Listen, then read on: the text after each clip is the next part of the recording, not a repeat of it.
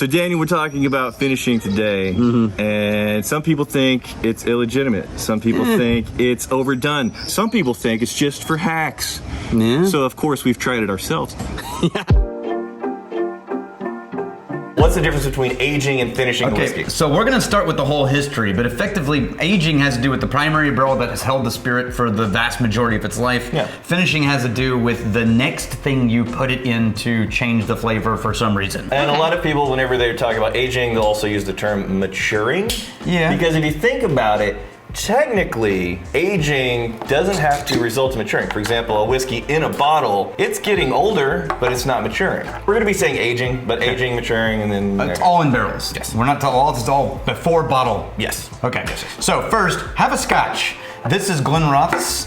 This is a bourbon cask reserve whiskey. Jeez. This means it's bourbon what they call first fill, which means they got this barrel from America after it had bourbon in it, and then when they got it, then they put their whiskey in it and sat in there its whole life. Man, it's a big old sweet. What kind of fruit note is that? It's like a, I don't know. Is it like jammy? I'm getting like a little bit of blueberry, but like kind of sweeter than that. Yeah. I also get malt and pear, and I get a lot of pear. Werther's original on this one. Is there such a thing as pear jam? Yeah, absolutely. Yeah. Prickly pear jam? I don't think Actually, that might be It's accurate. really good. Prickly pear jam is really good. Now, the taste on this one's way more malt and musty than the nose is sweet. Oh, it is much more See subdued. what I mean? Yeah. Yeah. Okay. Oh, it's still sweet, but a lot more tame than what the Yeah. nose would lead you to believe. This episode is brought to you by Vessi. These are waterproof shoes. They've been the only shoes that I have been wearing since they sent them to us. They're super easy to clean. They're sustainably made. And ever since I got mine, they've been the only shoe I've been wearing. For real, for real. 'Cause I'm gonna show you how waterproof they are. Alex, give me your shoe. Hand completely dry. This is made with a special knit that they call Dymatex. Now, really appreciate what's going on here. We're going to do some water droplets over the surface of the Dymatex knit they put on the shoes so you can see it beating off. You try mine? Try my shoe? Yeah. Oh. Yeah. All right, so really appreciate what's going on. We're gonna go to the micro level. Don't worry about the needles we have laying around. Here we are in the microverse. Watch the Vessi. Whoa, look at the water coming down. The little nuptials of water. What's a nuptial? It's just collecting and it's just beating right off. Look at oh, it's a big one. That's a chunk. Look at that thick boy, look at the wiggle. Are you seeing the wiggle? This is gonna be the biggest beat off in the history of beat offs. You ready for this? It's coming, it has to be coming. It can't just sit there. This is Vessi. They don't just sit there, they eventually beat off. The official shoe for beating off. There it goes. Oh my God, it was so good. All goofing around aside, they really are fantastic shoes. I own multiple pairs. There are 4 people in the office right now, all wearing Vessis. You can go to the link below, vessi.com/whiskey. Use code whiskey for $25 off. You're gonna find something that you really like. Let's talk early days of aging. Now, whiskey's been around in writing since the 1400s, but up until the 1800s, it wasn't aged. Okay. They were drinking clear spirits. And often it was doctored with things because it would taste bad, and so they'd put fruits or sugars or flavorings in it, you know? But around the 1800s, both in Scotland and America, barrel aging started being a thing. Now, barrels have been used to transport things for forever. Egyptians and stuff. Yeah, and even further. But they didn't always choose the barrels for the purposes of flavor impact. They chose them because they held liquids. So one of the reasons they avoided barrels is because they would really use whatever barrel was around. Right. Because there weren't a lot of Coopers. So it's like, hey, we got a barrel on a shipment. Right. It held fish. Right. Yeah, we dumped it out, it's fine. So you're saying way back in the day they weren't necessarily going for flavor profiles to really bring out the most in this alcoholic spirit. There's like, it's more of a matter of convenience. Yeah, that's why they often drink it clear, because nobody wanted to put it in whatever random barrels they had laying around, right? Now, and then around this time, recharring barrels was a known thing to purify a barrel. You'd char the inside to like clean it out from whatever was happening before. Like this. Oh. Yep, so it's just black charred wood on the inside. Yeah, so you create a layer of charcoal, you caramelize the wood sugars. So how do they do that? You open up the head of one end of the barrel and you build a fire and set it on it. Huh. And for the amount of time that they send that flame up there, that's the level of barrel char that you're gonna get. That's how deep it goes into the wood. Okay, so right there's the char level, and that's about a char 3. And then right about there is where the whiskey bled into the wood. Right? So now, that's what happens during maturation and aging. Yeah, it actually penetrates the wood really far. If it ever goes past the edge, that's when you get a leak. That's just called aging in Scotland. Yeah. Even though the barrel held something else, it's just called aging. Originally, when they started doing it on purpose, it was sherry barrels. That's because there was a big glut in sherry barrels, and they would bring the sherry in, and then they had easy access to cheap barrels, and the Scots were like, hey, cheap barrels, let's use those. So they started aging in sherry. So all the Scotch started being aged in sherry barrels. All of a sudden, we had another glut in barrels, bourbon. Yep. In the 1900s. Because bourbon has a requirement. New oak. New oak. And why does it have that requirement, The Daniel? lumber lobby lobbied to make it a legal requirement. Yeah. Yeah. So, Yay. Now, here's the thing though. Usually when these bourbon barrels go to Scotland and make this, they don't come in an empty, like get dumped and then shipped over. They get dismantled and the wood's dry like this, right? And then they get reassembled over there in Scotland for the big ones. When you do that, you're not gonna have a bunch of just like bourbon sloshing around in a tank because it's open, it didn't matter, right? So your impact is dominantly the oak wood, what happened to the chemical change of the oak because it held bourbon before. yeah, what essence of those flavors was actually captured by the wood, even when the wood's dried? There's still the notes, the flavors from that bourbon spirit in there. Right. That once you rehydrate it, it's going to start teasing that back out. For ages, 100+ years, you had whiskey in Scotland being aged in sherry barrels, and then more recently, sherry and bourbon barrels. Right. But they sort of treated both of them as one single things. They would often blend them after the fact, but it wasn't until, catch this, the 80s, the 1980s, that Balvenie said, hey, we got bourbon barrels, we got sherry barrels. What if we took the bourbon barrels and then moved that spirit out and put it into a new sherry barrel? That was the sort of origins of what we all talk about now as finishing. Right. And the length that now, all of a sudden, everything changes. Now there's a couple things because Ireland started doing the same thing. So I want to show you the version that is closest to that. That's an Irish version, and this would be Tullamore Dew, where they start with your typical cask finishes, and then they finish it in Caribbean rum casks. Now this is somebody who's making a choice to do something for the purposes of accenting a flavor or bringing in the notes of another spirit into a whiskey to sort of broaden the whiskey itself. It's complementary finishing. This one's a lot different than the other one. Yeah. This one, I'm getting just more like nail polish removal. Yeah, more ethanol. There's for one, they're using grain spirit in this too, as a column still. Lighter So it's and- not as oily. Lighter and brighter, and it's more of like the artificial sugar. Kind of brittle. Yeah. Yeah. I don't. See what it tastes like. It's an effortless taste though. Just goes down. Yeah. Yeah, it's really smooth and light. There's like a weird something in the background there. Like almost a metallic. You know the experience you have whenever you have like a diet soda? A little bit of an aspartame type of. Yes. There's a little bit of that in the background. Yeah. That makes sense. Like it's out of a can or something. It's weird. Okay, so I use this as an example because this is effectively what I think the best intentioned finishing is. Okay. And it's interesting that Balvenie first chose to finish with not whole new barrels, but barrels they had always had. So they sort of understood the potential flavor impact that was going to happen. Right. What they were curious about was, is it different when we blend them after the fact versus the same one going into a new barrel? And the answer was yes, Yeah. it was different. Yeah. Now this one is the same one going into what's not typically a whiskey barrel, a rum cask, right? That's more new and interesting. But it was done with the intention of accenting and developing a flavor, Right. not like stealing flavor from another category. In an episode we did, like, I don't know, it feels about a year and a half ago, we had a barrel of this bourbon, and it was our least favorite barrel. We went down to the William Chris Winery, and we spent the day with them shooting an episode about what's going to be the best barrel to help us fill in the gaps of this bourbon.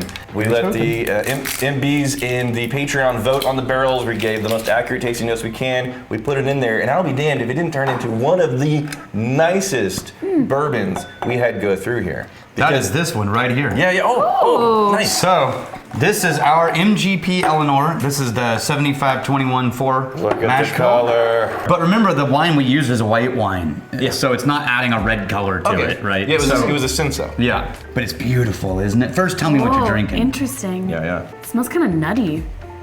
Nutty. weird. I'm getting that molasses, man. A really nice. Sweet nuts. And like a caramelized sugar. Yeah, started to get some charred candied sugar there. And then, man, there's a lot going on. Which is kind of exactly the most fun about finishing. If you want layers, you want complexity, you want to go exploring, like finishing a spirit, that, especially one that you're familiar with. Right. And getting the variations of different cask finishes, that's a lot of fun. Yeah. So I'm gonna give you the two versions of finishing that even the experts agree exist. There's snobs against finishing, and then there's snobs inside of the finishing category. Okay. It's amazing the arguments you can get into when you're looking for a fight. Before we dive into snobbery, the best whiskey is the whiskey you like to drink the way you like to drink it. The only things we care about at the end of the day, does it taste good? Yep. And is the maker being transparent about what's in that bottle? There's two things that happen when you've decided, yes, okay, I'm gonna finish something with something else. Yes. The first is that if you're really being a purist about it, then you'll get as dry as possible a barrel as you can get your hands on. So that what's actually happening is not that the spirits are blending, but that the chemical change that happened in the barrel from the other spirit is interacting with your spirit in a different way than the first barrel. So you're getting oak impact that changes, as opposed to a blend of spirits. Does that make sense? That's the like purist version. The sloppy version is we got a wine barrel. Let's go ahead and fill it. That's effectively blending wine with whiskey. Calling it finishing, And that's what a lot of people are bitching about. Sure. We did in between, which I think is what most people who are trying their best to do it honestly will end up doing, which is we bought a recently dumped barrel. We then, when we got it here, turned it upside down and drained it completely.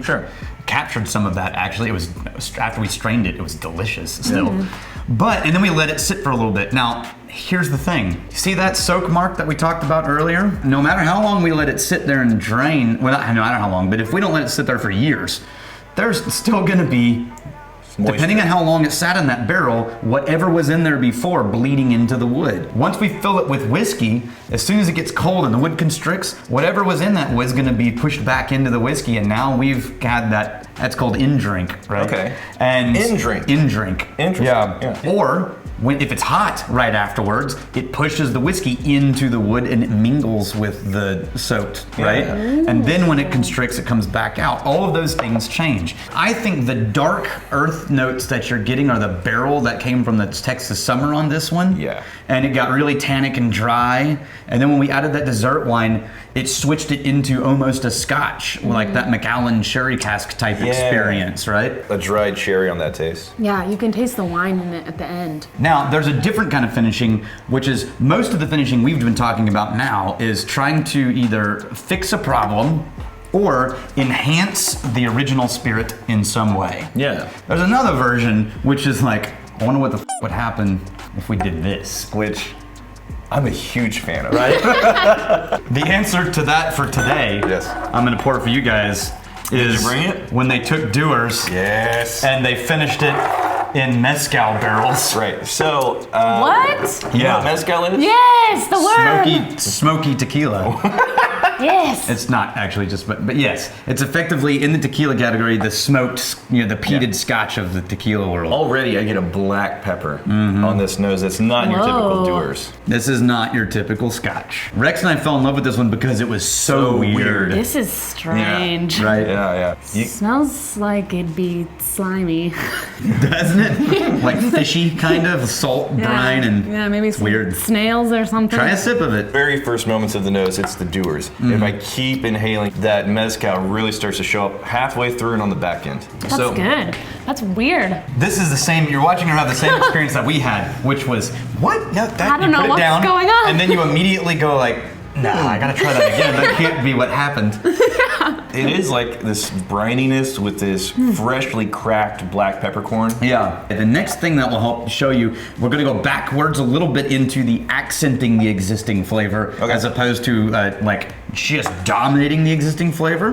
The A-B comparison of Jameson, just classic Jameson, and Jameson Stout Cask. So that's an Imperial Stout barrel beer. I right? like stouts, yes. And this is the classic. Keep track of that. Yes. You stout girl. Stouts and porters. Cheers. Cheers. Cheers to the stouts. Jameson on the left, stout cask on the right. We should mention, hey, if you are a badass brewery and you have a lot of stout casks and you want to find something to do with them, Please let, we mean like 20, 30, 40. all of them, Yeah. forever. All right, keep track. Left hand Jameson, right hand stout cask. So here you should, it's not exactly the same whiskeys, so it's not true AB, but it's as close as you're gonna get in this kind of a thing to being able to see what an imperial stout beer added to Jameson's. Are you finding any difference between these? Yeah, the stout cast has like a weird left outside watery smell. It is a little bit rounded off. It's a little bit softer. Like it would taste a little bit more diluted, but we haven't tasted it yet. No, it does smell more like buttercream. I mean, it's already like a 40% ABV. Right. But I am finding a little bit more ethanol just on the classic Jameson. All right, give them a sip. Which one first? Let's Doesn't do matter. Let's do I this, start- this one This first. one first? Yeah, Okay. start with the original. That tastes sweet too, still. It's good. That should also have that similar kind of slight metallic note that you were getting in that Tullamore. It eventually lands there. But not as dramatic. I think actually rum cask and Irish doubles down on that metallic sugar. Just instant gut reaction. What do you like better? Ah! Not good at those. I kind of like this one better. The stout one. Yeah. Yeah. Why? I don't know. It just like falls on my tongue better. Oh, I would buttery. Just like, yeah, buttery. Creamier. Yeah, we're gonna pour another example that I think is of a flavor accent, an intentional flavor development, and not just like trying to disguise or fix or hide something. Right. But this is Angel's Envy. I'm gonna let you drink it while I tell you what it is. So they took. Right? Isn't that Wings cool? on the back. I know. Sick. This is Angel's Envy. Okay. They took Kentucky straight bourbon and they finished it in port wine barrels. That means that this product is legally called Kentucky straight bourbon whiskey finished in port wine barrels. It's not actually A bourbon. a bourbon or a whiskey. Oh, wow. It's a distilled spirit specialty. Wow. And the reason that that's on there is not for marketing. Now, It's because they legally are required to put that on the front of the bottle. how many people watching this, because this is a very popular, apparently distilled spirit specialty, but how many people watching this is like, we say, what's your favorite whiskey? And they well, say Angel's Angel's Envy is way up there, Yeah. and technically, by the letter of the law, By the TTB regulations. it's not a whiskey, not a it's not a whiskey. bourbon, it's No. a distilled spirit specialty. Yeah. Welcome to Wow. America. All right, so the thing that is immediately So good. recognizably bourbon to me, just that big, rich cherry note right on the nose. What are you finding? Yeah, I just, the cherry's kind of overpowering It a is lot. super cherry. It tastes very floral though. Whoa! Some baking spices. What are they? Yeah. I don't know if it's quite a cinnamon in the back. It's something kind of sweet, but not like Yeah. sugary. But It's see how this is still totally a bourbon. I mean, Oh, it yeah. tastes like a bourbon. Right. So this is not a finishing cask to bury something or disguise it or hide it. This is a bourbon Right. with port barrels used to develop and accent its natural flavors. So the question that still stands is finishing a good idea? I'm gonna say, look, in any scene, you got beer, you got wine, you got whiskey, you got any kind of spirit. There's gonna be people, no matter how much of a purist they are, they want to figure out how do I make myself even more pure than my purest brethren. They'll, create this tiny little micro universe of acceptable ways of making and tasting and blah blah blah. And I think that's silly because if we are going to go exploring and try to learn what is whiskey capable of, I think finishing has to be a big part of that. At the same time, that does get undermined whenever somebody is just sloshing liquid in Come on, there. It's guys, like, don't screw it up for everybody. don't screw it up. Do it. Purists are never purists for a product.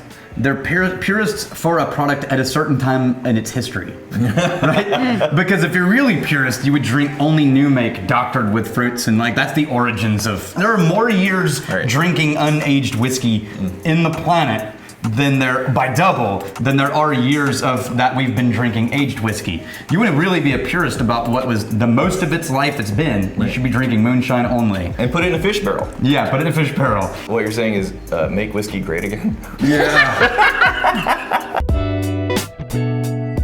So Daniel, we like to challenge our preconceptions about whiskey.